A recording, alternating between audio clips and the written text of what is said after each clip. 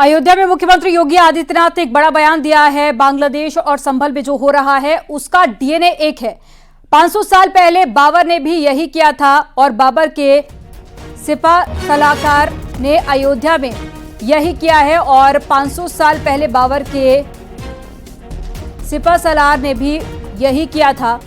तो एक बड़ी खबर आपको बता रहे हैं, मुख्यमंत्री योगी आदित्यनाथ ने एक बड़ा बयान दिया है और साथ ही बांग्लादेश में जो हो रहा है उनका और संभल में जो हुआ उन दोनों का एक ही डीएनए बताया है। दुश्मन बगल के देश में किस प्रकार का कृत्य कर रहे हैं, याद रखना। किसी को अगर गलतफहमी हो, 500 वर्ष पहले बाबर के एक सिपह सालार ने जो काम अयोध्या में किया था, जो काम संभल में किया था और जो काम आज बांग्लादेश के अंदर हो रहा है, तीनों की प्रकृति, तीनों का डीएनए एक जैसा है। गलतफहमी में मत रहना। अगर कोई ये मानता है कि वो बांग्लादेश में हो रहा है तो यहां भी बांटने वाले तत्व उनके लिए बेट बन करके खड़े हो रखे हैं, पहले से खड़े हैं। वे समाज के सामाजिक ताने बाने को छिन्न भिन्न कर रहे हैं।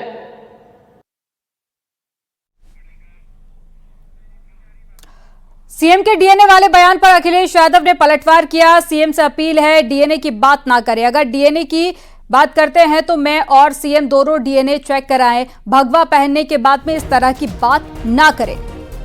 तो मुख्यमंत्री के बयान पर अखिलेश यादव ने पलटवार किया है। ये हम देखिए, मुझे नहीं पता कि मुख्यमंत्री जी कितना साइंस जानते हैं, मुख्यमंत्री जी ने कितनी बायोलॉजी पढ़ी है, मैं नहीं जानता हूं। लेकिन मैं उनसे एक बार निवेदन करना चाहता हूं कि बार बार वो डीएनए की बात कर रहे हैं, डीएनए की बात न किया करें। मैं आपके माध्यम से और बड़ी जिम्मेदारी से कह रहा हूं मैं कि वो डीएनए की बात न करें। और अगर डीएनए की बात करते हैं तो मैं भी अपना डीएनए और हम सब लोग अपना डीएनए चेक कराना चाहते हैं। और मुख्यमंत्री जी आप भी अपना डीएनए चेक करा दो। मैं भी चेक कराना चाहता हूं अपना डीएनए और मुख्यमंत्री जी आप भी अपना डीएनए चेक करा दो। इसलिए मेरा निवेदन है कि डीएनए की बात मुख्यमंत्री जी को शोभा नहीं देती है।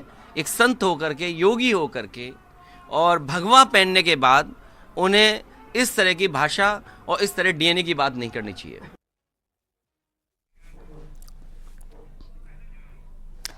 कांग्रेस प्रदेश अध्यक्ष अजय राय ने राहुल गांधी को संभल जाने से रोके जाने पर तीखी प्रतिक्रिया दी। उन्होंने कहा कि सरकार कुछ छिपा रही है, इसलिए राहुल गांधी को रोका गया। कांग्रेस अन्याय के खिलाफ खड़ी हो रही है, इसमें कोई राजनीति नहीं है।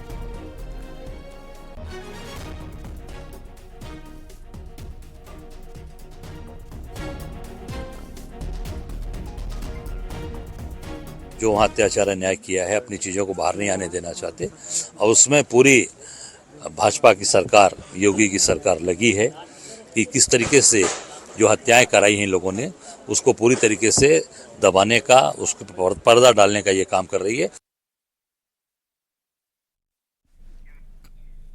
मदरसों को लेकर उत्तर प्रदेश सरकार बड़ी तैयारी कर रही है। सूत्रों के हवाले से खबर है कि योगी सरकार मदरसा अधिनियम में संशोधन करने की तैयारी कर रही है। अब फाजिल और कामिल की डिग्रियों को मदरसे के दायरे से बाहर कर दिया जाएगा।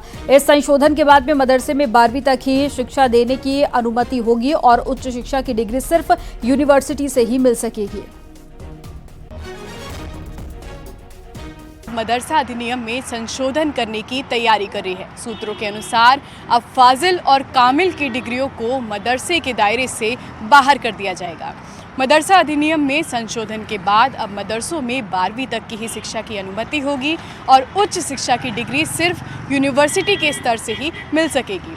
आपको बता दें कि हाल ही में सुप्रीम कोर्ट ने भी अपने आदेश में ये स्पष्ट किया था कि मदरसों में मदरसा अधिनियम और नियमावली सिर्फ 12वीं क्लास तक ही सीमित रहेगी और इसके आगे कामिल और फाजिल का प्रमाण पत्र देने वाले मदरसों को मान्यता नहीं दी जाएगी, क्योंकि उच्च शिक्षा यूजीसी के अधिनियम के तहत संचालित होती है।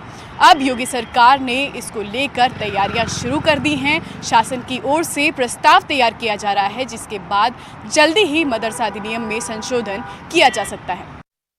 थोड़ी गलती मदरसा के जो बोर्ड के जिम्मेदारान थे उनसे हुई, इसलिए कि उससे पहले अरबी फ़ारसी काशीराम यूनिवर्सिटी लखनऊ में बन चुकी थी, उससे इल्हाक़ किया जाना चाहिए था।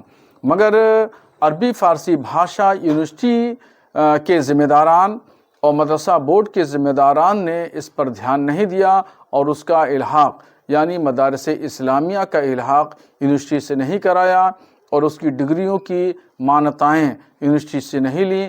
इस वजह से सुप्रीम कोर्ट ने इन 2 डिग्रियों को कलअदम करार दे दिया गया। अब जो बदलाव हो रहा है तो मैं समझता हूँ ये बदलाव मदरसों के हितों में होगा और होना भी चाहिए।